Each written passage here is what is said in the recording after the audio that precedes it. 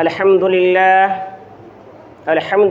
نحمده ونستعينه ونستغفره ونؤمن به ونتوكل عليه ونعوذ بالله من شرور أنفسنا ومن سيئات أعمالنا من يهده الله فلا مضل له ومن يضلل فلا هادي له ونشهد أن لا إله إلا الله ونشهد أن محمدا عبده ورسوله فأعوذ بالله من الشيطان الرجيم بسم الله الرحمن الرحيم قل إن صلاتي ونسكي ومحياي ومماتي لله رب العالمين۔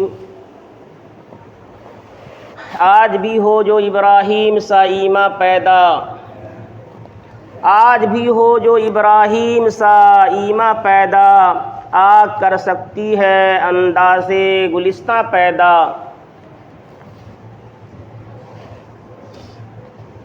آج میں آپ کے سامنے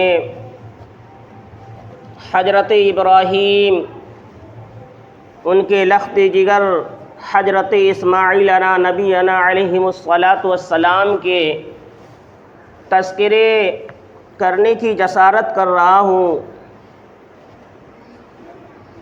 حضرت ابراہیم علیہ الصلاۃ والسلام اللہ تبارک و تعالیٰ کے برگزیدہ نبی،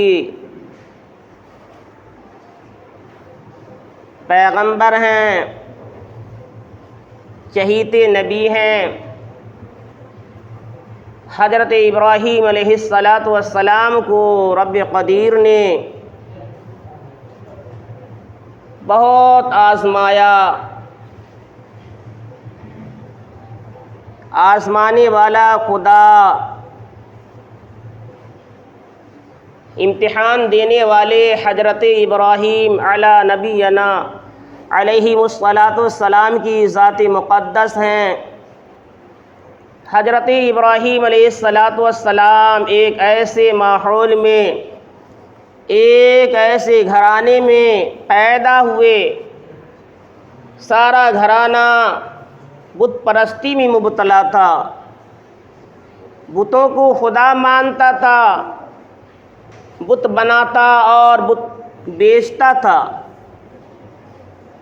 اب خود اندازہ کیجئے ایسے ماحول میں جب ابراہیم علیہ الصلاۃ والسلام اپنی آنکھیں کھولتے ہیں، سارے لوگوں کو، خود ان کے والد محترم آزر کو دیکھتے ہیں ابراہیم علیہ السلام کہ سارے لوگ تو مبتلا ہے ہی، میرے والد بھی اس کام میں مبتلا ہیں، اس کام کو انجام دیتے ہیں۔ ابراہیم علیہ السلام بہت ہی چھوٹے، ابھی پیدا ہوئے ہیں، کچھ جانتے نہیں ہیں۔ جب ہوش سنبھالے، بڑے ہوئے تو دیکھا انہوں نے کہ لوگ مورتیوں کو بناتے ہیں، مورتیوں کے سامنے سجدہ ریز ہوتے ہیں، مورتیوں کو خدا تسلیم کرتے ہیں۔ ابراہیم علیہ السلام جب بڑے ہوئے تو یہ اپنے آپ کو کہنے لگے نہیں خدا وہ ہو نہیں سکتا جس کے سامنے، جس کو لوگ خدا مانے، وہ خدا نہیں ہو سکتا ہے۔ جو بگڑی نہ بنا سکے، کام نہ بنا سکے، مورتیوں کو خود بناوے اور وہ خدا نہیں ہو سکتا ہے۔ خدا تو وہ ہو سکتا ہے جو ہمیشہ سے ہے اور ہمیشہ رہے گا۔ خدا وہ ہو سکتا ہے جو سورج اور چاند کو نکالتا ہے۔ خدا وہ ہو سکتا ہے جو زندگی اور موت دیا۔ خدا وہ ہو سکتا ہے جو دوسرے کے کام بنا سکتا ہے۔ لیکن یہ لوگ تو خود مورتی کو بناتا ہے اور اس کو خدا مانتا ہے، یہ خدا نہیں ہو سکتا۔ کیا یہ عقل شعوری سے حضرت ابراہیم علیہ السلام کام لے رہے ہیں؟ اور سب سے قبل سب سے پہلے حضرت ابراہیم علیہ السلام اپنے والد محترم کے پاس جاتے ہیں۔ بڑے ہونے کے بعد جب ہوش و شعور ہو جاتا ہے، ابراہیم علیہ السلام اپنے والد محترم کے قریب ہوتے ہیں اور اپنے والد سے کہتے ہیں، اپنے باپ سے کہتے ہیں کہ والد محترم، آپ جس کام کو سر انجام دے رہے ہیں، جس کام کو آپ کر رہے ہیں، یہ کام سراسر غلط ہے، سراسر غلط ہے، اس لیے کہ خدا یہ ہو ہی نہیں سکتا ہے جو دوسرے کا کام نہ آوے۔ خدا تو وہ ہو سکتا ہے جو دوسرے کا کام آوے، خدا وہ ہو سکتا ہے جو دوسرے کو روزی دے، خدا وہ ہو سکتا ہے جو بارش برساوے، خدا وہ ہو سکتا ہے جو ہر وقت جو ہے انسان کے کام بنانے میں کام آ جائے۔ والد محترم آپ کو یہ پیغام دے رہے ہیں، آپ ایک وحدہ لا شریک لہ کی دعوت کو آپ قبول کر لیں، اور یہ چیز جو آپ کر رہے ہیں، مورتی کو خود بناتے ہیں اور خود بنا کر کے اس کے سامنے سجدہ ریز ہوتے ہیں، آپ اس کو پوجتے ہیں، یہ خدا نہیں ہو سکتا ہے۔ ابراہیم علیہ السلام توحید کے پرچم کو لہرا رہے ہیں، توحید کی دعوت کو لوگوں میں عام کر رہے ہیں، لیکن دوستو قوم سمجھنے کے بجائے حضرت ابراہیم علی نبینا علیہ السلام کے دشمن ہو جاتی ہے۔ قوم کہتی ہے نہیں نہیں، ابراہیم یہ اپنی طرف سے بات گڑھ رہا ہے، ابراہیم کو ختم کر دیا جائے، نعوذ باللہ۔ محترم بزرگ اور دوستو، آج ہی نہیں، شروع ہی سے جتنے بھی انبیاء کرام علیہم السلام اس دار فانی پہ آئے ہیں، زمین پہ آئے ہیں، سارے انبیاء نے یہی خوشخبری سنائی کہ ایک وحدہ لا شریک لہ کی دعوت کو تسلیم کر لو، مان لو، قبول کر لو، یہی تمہارے لیے کامیابی کا زمرہ۔ لیکن محترم بزرگ اور دوستو، ابراہیم علیہ السلام اپنے والد محترم کو سمجھا رہے ہیں، لیکن والد ماننے کو تیار نہیں۔ والد کیا جواب دیتا ہے آپ ملاحظہ فرمائیے۔ والد کہتا ہے نہیں نہیں، تم اپنی طرف سے کہتے ہو، یہ بات ماننے کو تیار نہیں، تم گمراہ ہو گئے ہو۔ کن کو کہا جا رہا ہے؟ نبی کو کہا جا رہا ہے۔ ابراہیم علیہ السلام سے آزر نے کہا نہیں، تم گمراہ ہو، ہم اسی کو خدا مانتے ہیں، نعوذ باللہ۔ محترم بزرگ اور دوستو، تفصیل میں جانا نہیں چاہتا کہ ابراہیم علیہ السلام نے اپنے والد کو بارہا سمجھایا، لیکن والد سمجھنے کو نام نہیں لے رہے ہیں، بات کو نہیں سمجھ رہے ہیں۔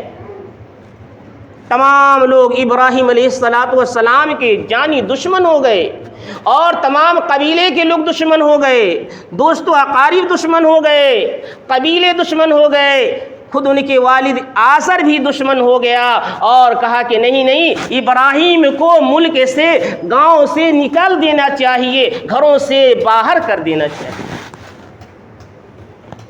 کیا زمانہ ان کے لیے گزرا ہوگا، کیا گھڑیاں ان کے لیے گزری ہوگی، کیا دقتیں آئی ہوں گی۔ آپ اپنے خود جو دل پہ ہاتھ رکھیے کہ ایک نبی ہے ابراہیم علیہ السلام، اور ان کے والد محترم خود چھوٹا سا بچہ کو گھر سے نکال رہا ہے، کیا ہی دقت، کیا پریشانیاں ہوگی، کیا گزرا ہوگا ان کے دل پہ۔ ابراہیم علیہ السلام نے والد سے کہا ٹھیک ہے، آپ مجھے گھر سے نکال رہے ہیں، میں نکلنے کے لیے تیار ہوں، لیکن جس کام کو آپ کر رہے ہیں، کبھی بھی اس کام کے جو ہے کرنے میں پہل نہیں کروں گا، کیونکہ یہ گمراہی ہے، یہ شرک و بت پرستی ہے، یہ خدا ہو ہی نہیں سکتے۔ خدا تو وہ ہے جو سورج نکال رہا ہے، چاند نکالتا ہے، چاند جو ہے ٹائم سے نکالتا ہے، سورج کو ٹائم سے نکالتا ہے۔ اگر تمہارے اندر یہ صلاحیت ہے، اگر تمہارے اندر یہ طاقت و ہمت و جرأت ہے، تو تم بھی سورج کو پورب سے نکلتا تم پچھم سے نکال کے دکھا دو۔ محترم بزرگ اور دوستو، ابراہیم علیہ السلام کو گھر سے نکال دیا جاتا ہے۔ ابراہیم علیہ السلام گھر سے روانہ ہونے لگتے ہیں، اپنے والد محترم سے کہتے ہیں کہ ابو جان، آپ مجھے گھر سے تو نکال رہے ہیں، لیکن میں جا رہا ہوں، گھر کو الوداع کہہ رہا ہوں، گھر کو چھوڑ رہا ہوں، لیکن ایک بات یاد رکھیے گا، میں تو جاتا ہی ہوں، لیکن رب قدیر کے سامنے دعا کروں گا، اے اللہ تبارک و تعالی میرے والد کو ہدایت کے راستے پہ لے آ۔ کیا دعا مانگے؟ اے اللہ تبارک و تعالی میرے والد محترم کو ہدایت کے راستے دکھا۔ اے اللہ ان کے حق میں صحیح فیصلے فرما دینا. یہ دعا ضرور اللہ تبارک و تعالیٰ کے بارگاہ میں کروں گا. بہرکیف ابراہیم علیہ السلام گھر سے نکل جاتے ہیں. اس وقت تو بچے ہی ہیں. ابراہیم علیہ السلام تنہا نکل جاتے ہیں اور جو ہے دین کی دعوت دینے کے لیے ابراہیم علیہ السلام جو ہے بڑے ہونے کے بعد شادی بیاہ جب ہو جاتی ہے بی بی ہاجرہ علیہ السلام کو اور جو ہے بی بی ہاجرہ علیہ السلام اور سارہ علیہ السلام کو ساتھ لیتے ہیں اور روانہ ہو جاتے ہیں. کیا یہ منظر رہا ہوگا محترم بزرگ اور دوستو. گھر سے نکال دیا گیا. ابراہیم علیہ السلام اپنی اہلیہ حضرت ہاجرہ علیہ السلام کے ساتھ گھر سے روانہ ہو جاتے ہیں. اور اللہ کا پہلا امتحان کیا ہوا؟ باپ نے گھر سے نکالا اور دوسرا امتحان کی تیاری شروع ہے. ابراہیم علیہ السلام سے اللہ نے فرمایا کہ ابراہیم اب آپ کو ایک آزمائش اور ہے کہ آپ اپنے بیوی بال بچے کو لے کر کے ایسی جگہ پہ چلے جائیں جہاں نہ پانی ہے، نہ کھانے پینے کا بندوبست ہے، نہ رہنے کا ٹھکانہ ہے، نہ سونے کا ٹھکانہ ہے، نہ دوست و اقارب ہے، نہ کوئی محلے سماج ہے. ایسی جگہ پہ آپ جائیں. آپ بھی وہاں نہیں رکیں گے. آپ صرف اپنے بیوی بال بچے کو لے کر کے ایسی غیر ذی زرع میں چھوڑ دیجئے، نہ جہاں پانی ہے، نہ چرند و پرند ہے، نہ آدمی کا آمد و رفت ہے. ایسی جگہ پہ آپ چھوڑ دیں. دوستو کن کا امتحان ہو رہا ہے؟ ابراہیم علیہ السلام کا امتحان ہو رہا ہے. کوئی انسان امتحان نہیں لے رہا ہے بلکہ امتحان لینے والا رب قدیر ہے. اللہ تبارک و تعالیٰ کی طرف سے حکم ہوتا ہے ایسی جگہ پہ آپ چھوڑ دیجئے جہاں نہ کوئی ساز و سامان ہے، نہ رہنے کا ٹھکانہ. ابراہیم علیہ السلام ابھی جہاں خانہ کعبہ ہے، مسجد حرام ابھی ہے، اسی جگہ پہ اس سمے کوئی آبادی نہیں تھی. ایسی جگہ پہ جب ابراہیم علیہ السلام جاتے ہیں اور جا کر کے اپنی بیوی بال بچے کو چھوڑ دیتے ہیں اور بیوی بھی بچے بھی ابراہیم علیہ السلام جو بہت جو ہے عمر گزرنے کے بعد مانگے تھے. حضرت ابراہیم علیہ السلام کی عمر بہت لمبی ہو گئی. کسی جگہ 84، کسی جگہ 80، 90 سال اختلافات ہیں. باہر کیف عمر بڑھ گئی تو ابراہیم علیہ السلام اپنے بیوی بال بچے کو لے کر کے وہی غیر ذی زرع میں چھوڑ دیے. جب چھوڑ کر کے جانے لگے دوستو سوچنے کی بات ہے، سمجھنے کی بات ہے. آج آپ خود سوچئے کہ وہ عورت ذات ابراہیم علیہ السلام کی اہلیہ حضرت ہاجرہ علیہ السلام کو اس وادی میں جہاں کوئی طرح کے سامان میسر نہیں ہے، کھانے پینے کا بندوبست نہیں ہے، وہی سامان ان کے ساتھ کھجور ہے اور مشکیزے میں پانی ہے، وہ سارا چیز ختم ہو جاتا ہے. ابراہیم علیہ السلام اپنی بیوی اپنی اہلیہ کو لے کر کے میدان میں اس غیر ذی زرع میں جاتے ہیں، چھوڑ کر کے روانہ ہونے لگتے ہیں. بیوی کہتی ہیں میرے شہر محترم آپ کہاں جا رہے ہیں؟ آپ کہاں روانہ ہو رہے ہیں؟ کیا بات آئی ہے؟ آپ ہمیں جنگل میں لا کر کے چھوڑ رہے ہیں. کیا ہم سے کوئی دشمنی ہے؟ کیا ہم سے کوئی عداوت ہے؟ کیا ہم سے کوئی بغض ہے؟ کیا ہم سے کوئی جلن ہے؟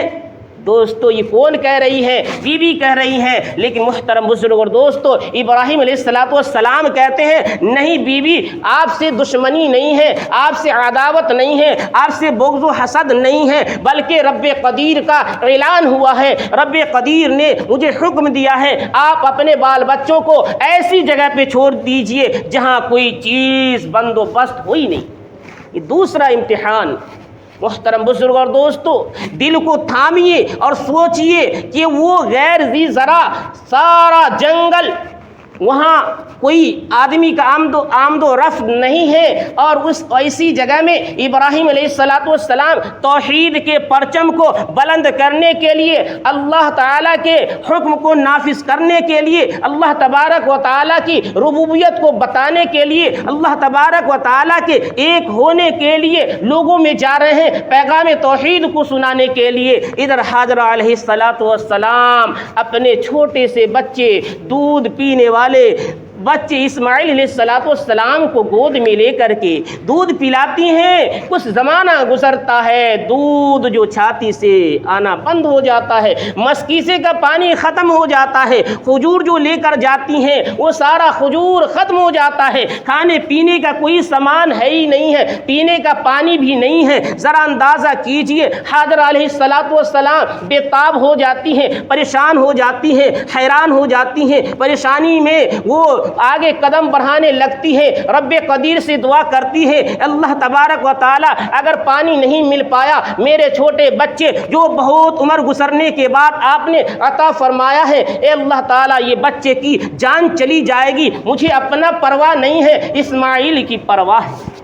محترم بزرگوں اور دوستو, دینی بھائیوں, حضرت حاجرہ علیہ السلام رب قدیر کے بارگاہ میں دعا کرتی ہیں اور چل دیتی ہیں پانی کی تلاش میں, لیکن ریت ہی ریت نظر آ رہا ہے, بالو نظر آ رہا ہے, پانی کہیں ملنے کا نام نہیں. کبھی صفا پہ جاتی ہے تو وہاں نظر آتا ہے کہ مروا کے سامنے پانی نظر آ رہا ہے, پھر وہاں سے دوڑتی ہے کہ پانی وہاں نظر آ رہا ہے, لیکن یہاں آتی ہے پھر پانی نہیں. اس طریقے سے 7 چکر کاٹتی ہے, 7 چکر لگاتی ہیں. 7 چکر کے بعد وہی اسماعیل علیہ السلام کو جہاں سلا کر کے جاتی ہیں, وہاں اسماعیل علیہ السلام کے ایری رگڑنے کی وجہ سے حضرت جبرائیل علیہ السلام اس جگہ پہ ایک زمزم یعنی پانی کا چشمہ جاری کر دیتا. 7ویں دفعہ حضرت حاجرہ علیہ السلام جب وہاں آتی ہیں, دیکھتی ہیں کہ پانی واقعی ہے, پانی واقعی ایک دم پانی زمین سے نکل رہا ہے. حضرت حاجرہ علیہ السلام سب سے پہلے اپنے بچے اسماعیل علیہ السلام کو پلاتی ہیں, آسودہ کرتی ہیں, اور اس کے بعد خود پیتی ہیں, اور وہ کہتی ہیں زمزم یعنی جم جا. کتابوں میں لکھا ہے حضرت حاجرہ علیہ السلام اگر اس پانی کو نہیں گھیرتی تو قیامت تک وہ زمزم پوری دنیا رہتی. پھر علماء لکھتے ہیں کہ پانی زمزم کی اہمیت کو بڑھانے کے لیے اللہ تبارک و تعالیٰ نے ایسا کروایا. اگر ہر رات جو شب قدر ہی ہو جائے, ہر رات شب برات ہی ہو جائے تو رات کی اہمیت نہیں رہتی ہے. اسی طریقے سے یہ زمزم پوری دنیا اگر ہو جاتا تو دوستو پانی کی قدر و قیمت و منزلت میں گھٹاوا جاتا. یہ اللہ تبارک و تعالیٰ کا, یہ اللہ تعالیٰ کی مشیت ہے, اللہ تعالیٰ کی قدرت ہے. چاہے تو پتھر سے جانور پیدا کر دے اور چاہے تو پتھر سے انسان کو پیدا کر دے, اللہ تعالیٰ کے ہاتھ میں. محترم بزرگ اور دوستو, یہ دوسرا امتحان ابراہیم علیہ السلام اور حاجرہ علیہ السلام کا اللہ تبارک و تعالیٰ نے لیا. اور تیسرا امتحان کی طرف چلیں, وقت بہت کم ہے, تیسرا امتحان کی طرف چلیں مختصر میں. تیسرا امتحان, ساری قوم جب ابراہیم علیہ السلام ادھر سے واپس آئے تو ساری قوم ابراہیم علیہ السلام کو آ کر کے گھیر لیا اور کہا کہ دیکھو آج ہم لوگ ایک بہانہ بناتے ہیں, اور بہانہ بنا کر کے اور ایک بات کو آگے کر کے ابراہیم علیہ السلام کو ساتھ میں لے کر کے میلہ کی طرف چلتے ہیں. سارے لوگ میٹنگ کیے اور ابراہیم علیہ السلام کے پاس گئے, ساتھ میں ان کے والد بھی تھے. گئے اور جا کر کہا کہ اے ابراہیم ایسا ہے کہ چلو آج ہم لوگ میلہ گھوم کے آتے ہیں. لیکن محترم بزرگ اور دوستو, ابراہیم علیہ السلام تو بڑے ہو گئے تھے, نبی ہیں. نبی بت کے سامنے کیسے جھک سکتا ہے, نبی شرک کیسے کر سکتا ہے, نبی سارے عیبوں سے پاک ہوا کرتا ہے. جتنے بھی انبیاء آئے دنیا میں سارے انبیاء عیب سے پاک ہیں, شرک کے عیب سے پاک و صاف ہیں. ابراہیم علیہ السلام سے جا کے کہا کہ آپ چلیں ہم لوگوں کے ساتھ.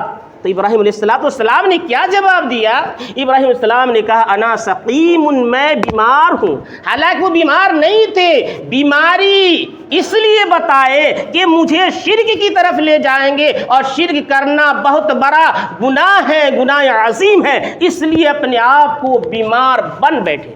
بیمار نہیں تھے. ابراہیم علیہ السلام نے کہا انا سقیم, میں بیمار ہوں, میں اس لائق نہیں ہوں کہ آپ لوگوں کے ساتھ جا سکوں. سارے لوگ چلے گئے، لیکن ان کے دل میں تو کچھ اور تھا۔ ابراہیم علیہ السلام کے دل میں کچھ بات اور تھی۔ ابراہیم علیہ السلام جب سارے لوگ جو ہے میلہ کی طرف روانہ ہو گئے، ابراہیم علیہ السلام ایک کلہاڑا لیے اور چل دیے بت خانے کی طرف۔ جب بت خانہ گئے، جانے کے بعد دیکھے ساری مورتیاں کھڑی ہیں۔ ظاہر سی بات، مورتیاں کہیں چلے، مورتیاں کہیں کھائے، مورتیاں کہیں کسی کو اشارہ کرے، مورتیاں کہیں کسی کو آواز دے، نہیں دے سکتا ہے۔ پتھر نہیں بول سکتا ہے، مورتیاں نہیں بول سکتی ہے۔ ابراہیم علیہ السلام تو گئے تو غصہ سے آگ بگولا ہو گئے۔ ساری مورتیاں وہاں جمع ہے، اور جتنے بھی لوگ میلہ سے گھر سے میلہ کی طرف روانہ ہوئے تھے، اسی جگہ سے روانہ بت خانہ کی طرف سے سارے لوگ اچھے اچھے لزومات بنا کر کے، کوئی کھیر بنایا، کوئی ملیدہ بنایا، کوئی مرغ مسلم بنایا، کوئی بریانی جو جس کو ہوا بنا کر کے ساری مورتیوں کے سامنے رکھ دیا۔ ادھر سے آئیں گے، دیکھیں گے کیا حال ہے۔ میرے خداؤں کا دوست وہ کہیں کھا سکتا؟ ایک چھوٹی سی چیٹی اگر بیٹھ جائے بھگا نہیں سکتا ہے، مکھی بیٹھ جائے بھگا نہیں سکتا ہے، تو اس کی طاقت ہے کھانا کھا لے۔ ابراہیم علیہ السلام پہنچے، اور جانے کے بعد ابراہیم علیہ السلام نے کہا، اے مورتیاں، تم کو لوگ خدا مانتا ہے، تم کو لوگ خدا مانتا ہے، تم کو لوگ سجدہ کرتا ہے، تمہارے سامنے جھکتا ہے، سجدہ ریز ہوتا ہے، تم نفع کیوں نہیں پہنچاتے، نقصان کیوں نہیں پہنچا دیتے؟ ابراہیم علیہ السلام غصے میں آگ بگولا ہو گئے اور ساری مورتیوں کو توڑ کر کے ختم کر دیا۔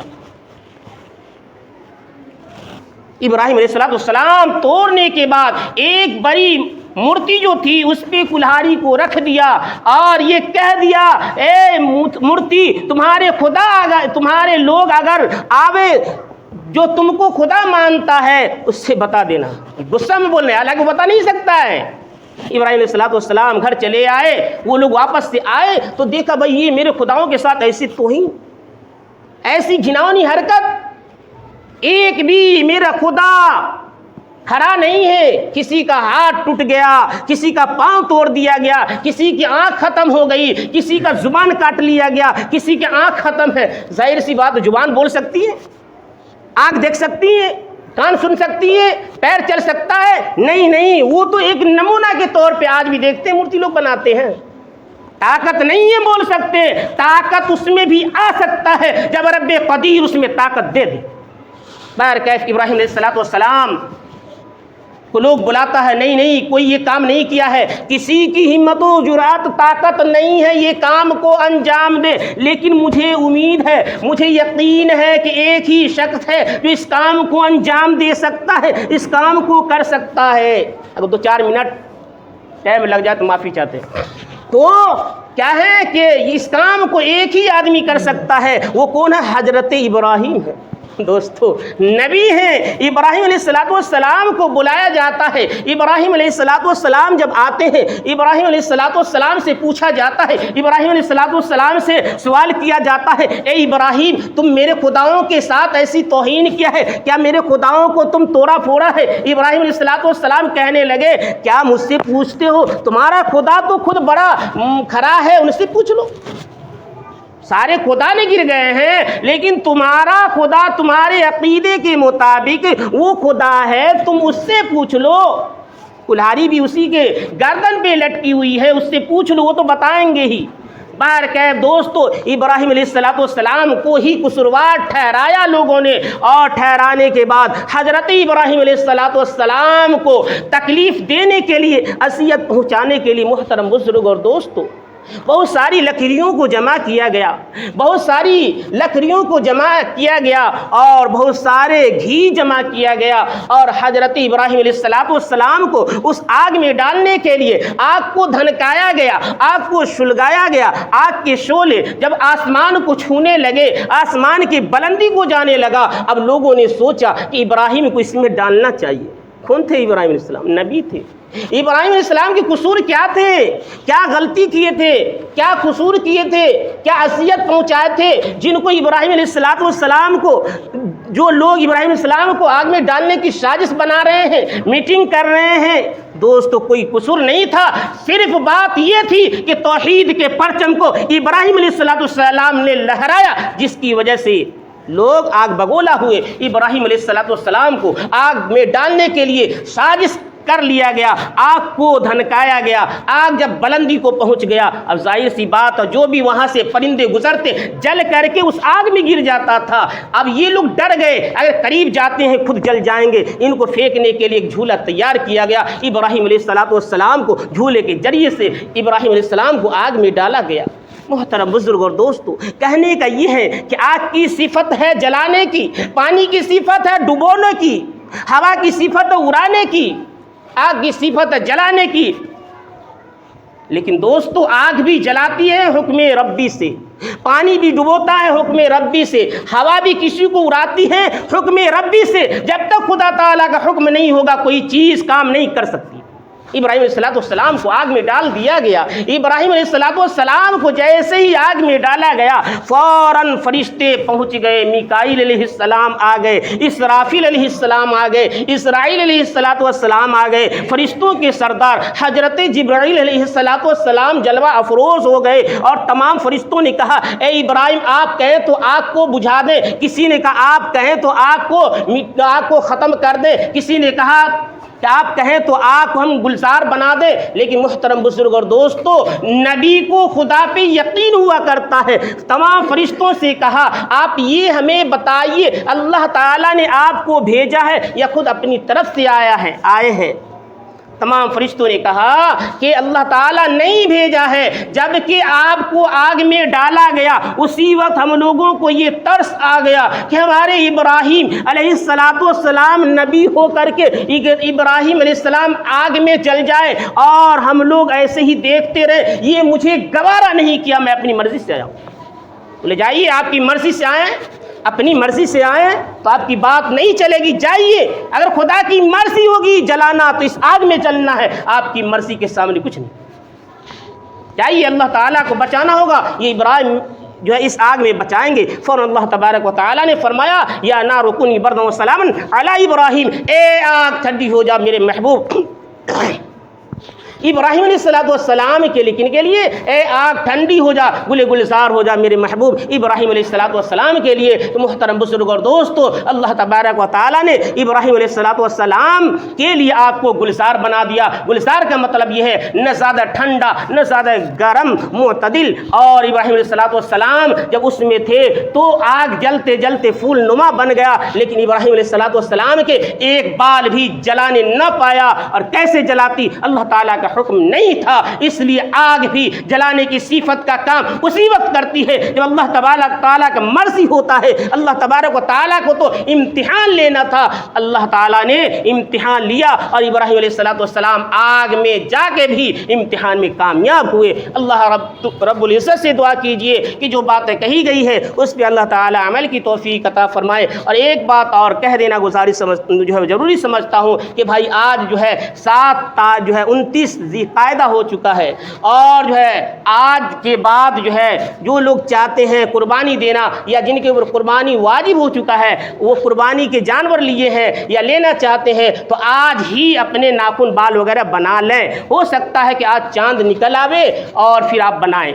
ایک بات اور ہے کہ یہ نہیں ہے کہ فرض ہے، واجب ہے یا سنت ہے کہ بال بنانا ہی نہیں ہے، بالکل منع کر دیا گیا، نہیں، یہ مستحب ہے، نہ بنائیں تو بہتر ہے، اور اگر بنا لیتے ہیں تو کوئی حرج بھی نہیں، گناہ نہیں ہے، لیکن بہتر طریقہ یہ بہتر کو اختیار کرنا چاہیے۔ اور جو ہے بہتر طریقہ یہی ہے کہ چاند سے پہلے جو اپنے نام سے قربانی دیں گے وہ ناخن اور بال وغیرہ چہرہ وغیرہ بنانا ہو بنا لے۔ اللہ تعالیٰ سے دعا ہے اللہ تعالیٰ مجھے بھی اور آپ کے عمل کی توفیق عطا فرمائے۔ وما توفیق الا باللہ۔